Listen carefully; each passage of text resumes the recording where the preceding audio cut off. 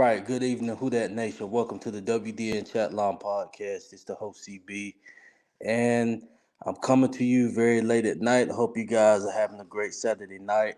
I have to get up in the morning, and yes, I'm gonna be at work while Saints or at war tomorrow, but I definitely will be tuned in. So, so that I get a good night's sleep. This show will not be that long tonight, maybe a good 10 to 15 minutes. So, um, won't open up the phone lines, but I'm gonna just do a quick breakdown of the game. When I was just doing my scouting report on the Patriots, man, I was definitely fascinated. Not fascinated like as good as a ball club they are. I was just fascinated that when you look at the rankings, we're about similar in every single category with them. But I'll get into that, and then I name a few players to watch out for on their squad, and then basically on our end, we already know what we're facing. But like I said, I'll get into that um, in a few minutes. But first, let me go ahead and get to the comments. I see Daniel Williams in the building. Said, "Let's go. Who that to you?" I see the OG Jerry Poor in the building. Said WDN Chatline Podcast. Who that? I see my guy JT in the building. Said Blessing CB. Who that to everyone that's tuned in. So like I said, I'm gonna make this a quick preview show. But let me just go ahead and get into. I'm gonna give you guys some rankings. So we gonna start out um, our defense against their offense, because going into this matchup, I definitely believe that our defense is going to have to win us this ball game. Um, our defense, it has been kind of, I'm not going to say kind of shaky. Yeah, well, I'm going to say it's been shaky. Starting all the way back to the second half of the Green Bay game. In the first half, we know we had an egg on the board, and then the second half, we allowed freaking Jordan Love and the Green Bay Packers to come back and win. And our defense, they allowed that to happen. Then we go into the Bucks game and we let freaking Baker Mayfield just do whatever he wanted to do in our house. How pathetic did that look? But anyway, we know the results of that. And which brings us to us traveling on the road up to Boston to take care of the New England Patriots. So I'm gonna name some of the skilled players. Wait, before we do that, the Patriots, I want to give their rankings through the first 4 games of the season. First 4 games of the season, their offensive points per game is 17.3 points per game, which ranked 26. And you remember just earlier, I mentioned that we're about similar in all the categories. Well, we're ranked 25th in offensive points per game with 17.7. So offensively, for us scoring the football, we're about similar with that. Um, Okay, so their pass offense is ranked 12th in the whole NFL. So 12th passing offense, that's not that bad. That's the top half of the league, almost cracking top 10 in the whole league. That's pretty good. Their rushing offense is ranked 23rd in the league. I was kind of shocked, especially with them having Zeke. I really don't know how much gas Zeke has in the tank. Um, I know for sure he's definitely not playing at his all pro level that he was playing with Dallas, because he wouldn't even have left Dallas if I believe he was at that level. So, yet I ranked 23rd in the league. And some of the skilled players, we're going to start with Matt Jones. And I'm just naming skilled players. You got Matt Jones, you got Ramondre Stevenson, Zeke, Kendrick Bourne. We done had a little taste of Kendrick Bourne even when he was with San Fran. Devontae Parker, he a solid piece that used to be out in Miami. We got Um, Juju, he definitely not the guy that he was in Pittsburgh. Then once he got to the Chiefs, he kind of fell off a little bit. But I guess he somewhat of a solid piece. Then you got Hunter Henry and Mike Gesicki. And just naming all of these pieces minus Matt Jones, because Matt Jones, um, he hasn't been playing up to the standard that he was drafted to play yet. And that's just by looking afar. And just by looking afar, I can see that he's not playing up to the standard that he's supposed to be playing as a first round draft pick. But these other guys, you got um two double heads in the backfield, and their backfield, Zeke and Stevenson, and then these receivers I just named. You got two solid tight ends, Hunter Henry and Mike Gesicki. I think Matt Jones is the reason why their offense is really not clicking yet. But knowing the New Orleans Saints and their history, we're always is that team that allows a quarterback to get cooking or allow a team to get jump started on either whether it's their offensive side or their defensive side. It's always our New Orleans Saints that allow that to happen. So hopefully that's not the case this week, but I do know these are some solid names that I named out on their offense that they have. Um, Key offensive lineman Trent Brown, I did see that he is questionable, so he might not even be playing. He's questionable, or he might be out.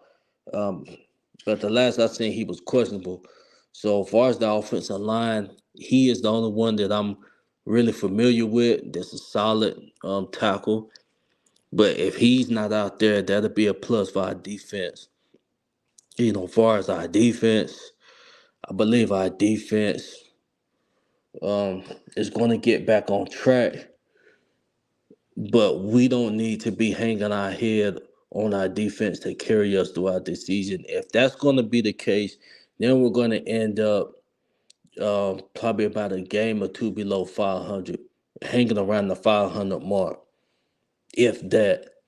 And you can see this season, like I said, the Green Bay game, yeah, of course we the defense allowed them to come back, but we're going to get into the offense. We already know what's been the topic this week surrounding Pete, but like that side of the ball, if we would have been taking care of business on that side of the ball, it would have been more than 17 zip in that game. And then with the Bucks game, it would have been a different outcome.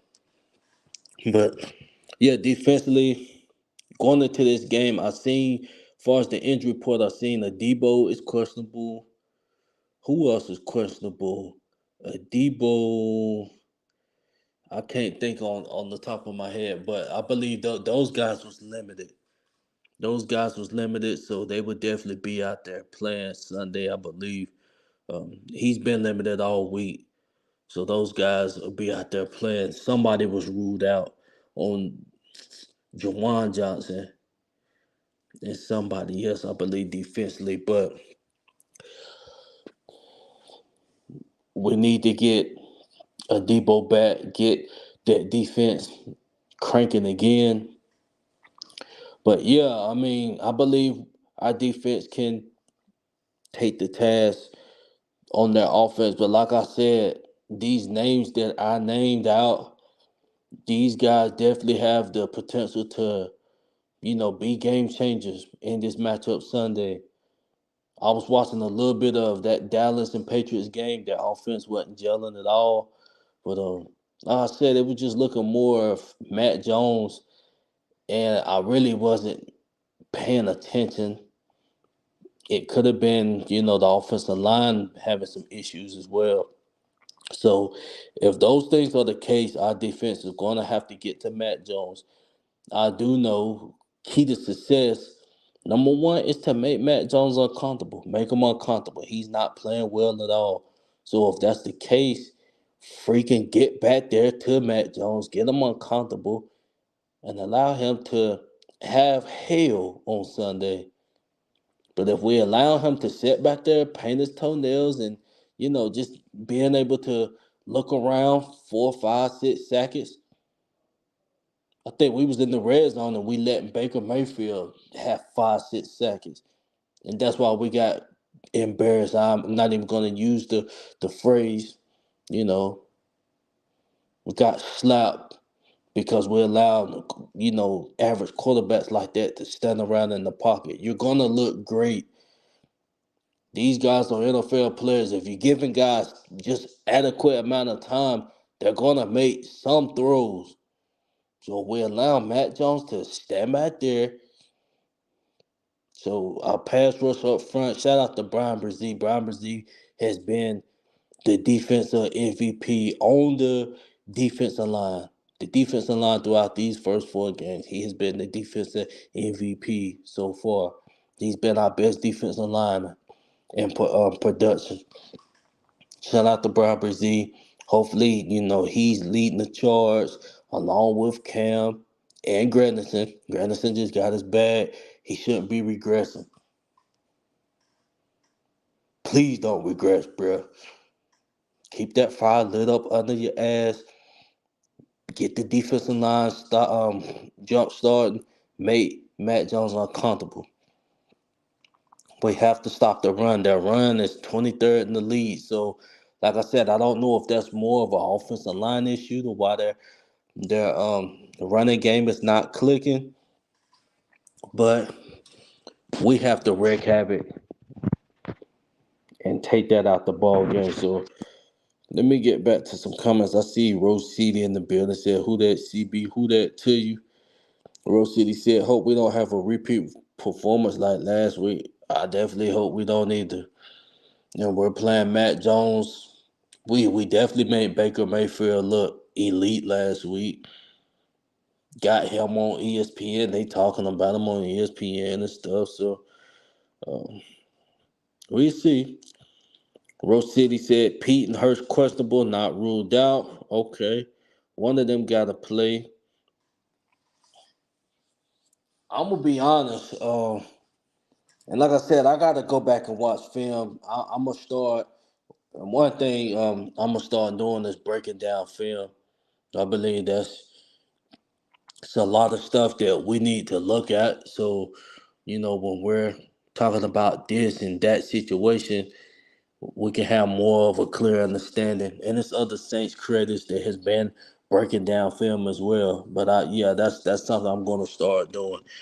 But the reason I said that because I don't know if Andrews Pete has been a huge asset to the line. I just know when he got plugged in the game, it was less pressure.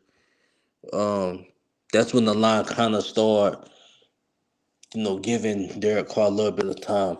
But like I said, I'm gonna go back and just pay attention to him because I'm gonna be honest, I really wasn't paying attention to him. I do know Trevor Penning has improved tremendously. Uh, But we get in that side. We can get in that side right now. So basically, just to wrap it up on, our defense against that offense, we got to get pressure on Matt Jones, make him uncomfortable in the pocket. Do not allow him to, um, take off with his feet. Because to be honest, he gonna try to find ways to better himself, make the offense move. If that means he got to scramble, he gonna do that. Is he a scrambler? No. But he's not slow like Peyton Manning, so he's capable of getting a few runs in if we allow. Baker Mayfield is not a scrambler either, but we give QBs time to just take a little 10 yard jog, and that's just hurting us. So we got to put pressure on them. And so that wraps it up. I mean, as far as the receivers, I don't see nobody being a threat to Marshawn or a Depot if he's out there. But once again, these guys have potential to be game changers in the ball game. I think Juju is in the slot. They also got a Douglas guy, a little speedster. So we got to watch out for him as well. Let me see. Rose City said Pete played better than Hurst. Yeah, I can see that because, like I said, I'm gonna go back and check out the tape. But yeah, it was just looking like he was playing a. I mean, the line improved once he got back in, so I'm not sure on that. But yeah, that wraps this side up. So now I'm going to get into our offense versus their defense.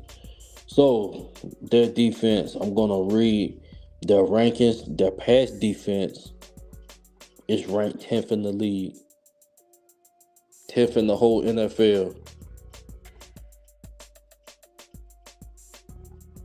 Their run defense is ranked 10th in the league. So we're going up against a defense that's ranked 10th in the whole NFL, which is that's in very good category. Elite category is top five to me. Yeah, top five and better is elite. But very good pass defense 10th, run defense 10th. So I'm pretty sure overall they definitely got a top 10 defense when you put all the numbers together. At least a top 10 defense. So with that being said, that's the last thing that we want to hear for our New Orleans Saints offense. Because our New Orleans Saints offense hasn't been hitting on jack shit all season long. If I'm not mistaken, I don't believe we had over 3-4 TDs in 4 games. With all the pieces we got, we have not scored over 4 freaking TDs. That's just piss poor embarrassing, man. And we got a huge task. Definitely, just looking at their numbers, man, they're a top 10 defense. And the way we've been putting out, the production we've been putting out offensively, that's not looking good for us at all. So with that being said, it's going to start with Derek Carr, looking like he's going to be the guy going out there. He's going to have to get a fire lit up on his butt. You know, if you guys follow my Twitter, I put out a video on the podcast page of me back in training camp, me defending this guy, saying absolutely he gonna take us to where we need to go, and he has done total opposite of that thus far. So Derek Carr, it starts with him. He definitely gotta. You getting time in the pocket. We sit here thinking the offensive line was the reason why you wasn't getting things off, but then when you is getting time, you sitting there standing like a zombie in the pocket. You standing like a zombie in the pocket. Take off, bro. Like, are you serious right now, bro? Take off.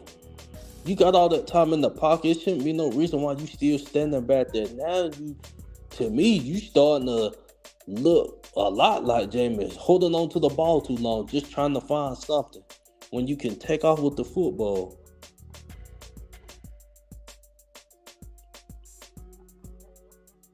Shout out to my bro. I see my bro B in the building. Said long season, big dog.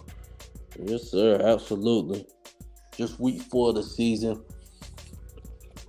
Our offense been looking like complete crap out there on the field. So we definitely gotta get things in motion. As far as with AK, you throwing the man the ball 13 times.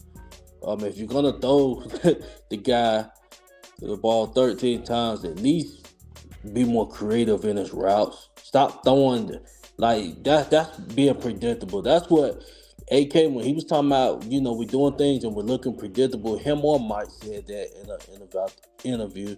I believe it was Mike, but that's predictable offense. Out of all 13 of them passes, it was either a 2-3 yard check down to where he got to turn around, make something happen. It was no real routes in there. What about these wheel routes? No real routes. Most of them to the slot. Like, just utilize them indifferent. That's predictable offense, and that's why the whole Who That Nation pissed off at Pete Carmichael, and we want him up out of here. But like I said, we know we can't control that. We can yell till the cows come home. We don't control that. We know that. So all I can say is, Who That Nation, we just gotta cross our fingers and hope this guy Pete Carmichael can call a good game tomorrow. I mean, that's just basically where I'm at on the offensive side. We got all the pieces. There's no excuse. Nobody is hurt. Last year we were talking about, Mike, the dog possession receiver, he was down, and he's here now, and the offense ain't moving. And it ain't because he's unable to get open. He's able to get open. Chris Olave, he got to stop pouting like a little boy. Stop pouting. Even though it really ain't your fault, to be honest. It really ain't your fault, but still, don't go out there looking like lackadaisical because you're not getting the football. That ain't going to do nothing but make things worse. If anything, get in your quarterback's ass. Don't start pouting and stuff, man. We don't want to be hearing that stuff. So, I see Miss Tar in the building said, "Who that, CB? Who that to you, Miss Tar?" Just give the family a shout out. But yeah, as far as our offensive numbers, our pass offense, and this is through 4 weeks. Pass offense is ranked 21st in the league. That's the bottom half of the league. With all these pieces, we got Mike Thomas, Chris Olave, Rashid. And you might as well just throw AK. AK been missing the 3 games, but when we got him back in there, Pete Carmichael acting like he was the only reason.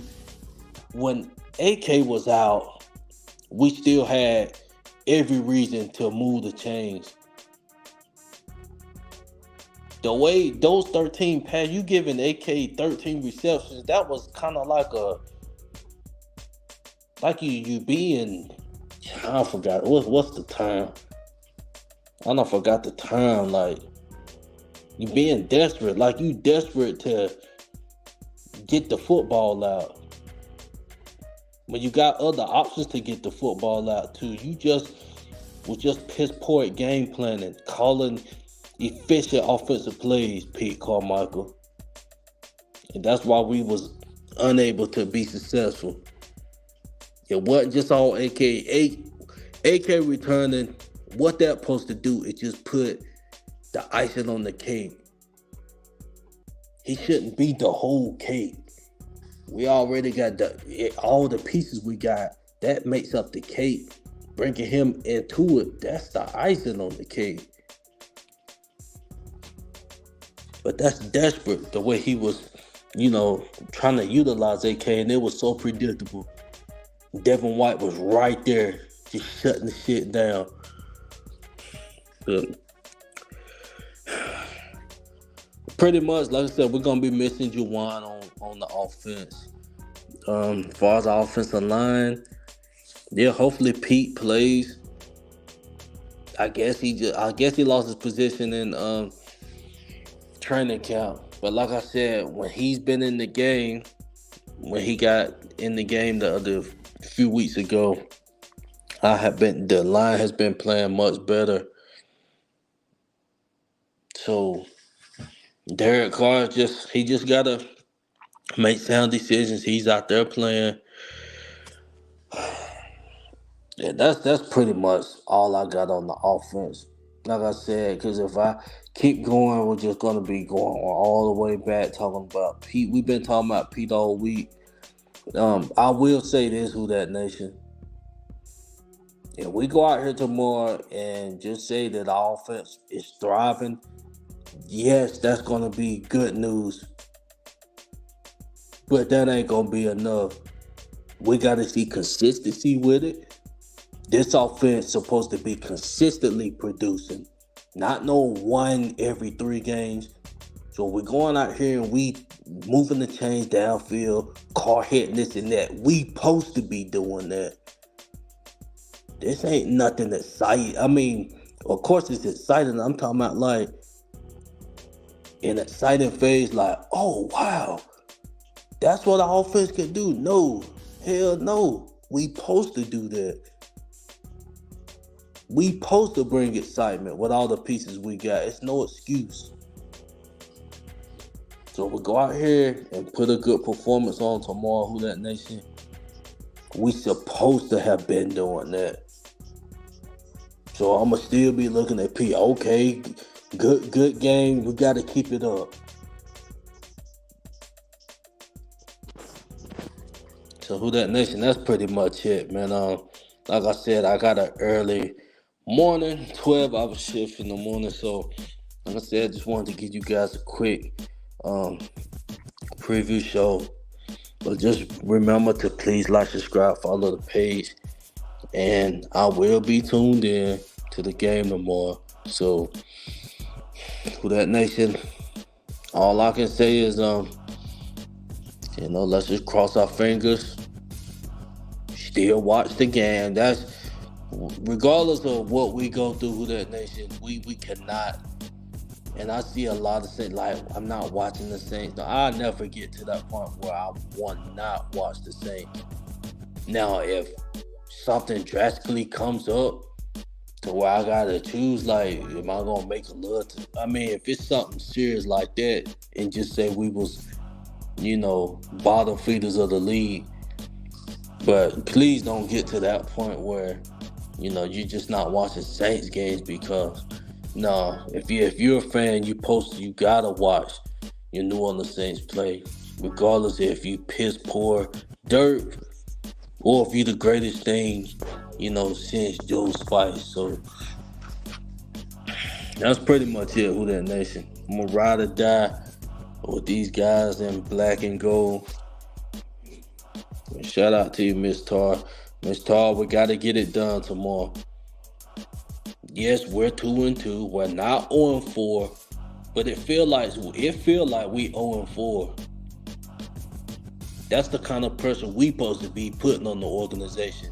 Like we 0-4, because our offense is bottom feeders of the league, 21st in the league. That's bottom feeder category. So let's get a fire lit up on our ass, Who That Nation. Let's get behind our guys. Let's get this W Sunday. That's pretty much it. Be sure to like, subscribe, follow the page as far as the post-game show. I might can do it tomorrow. If I don't do it tomorrow, I definitely will get it in Monday, probably midday Monday. But this your boy CB, and I'm out. Who that?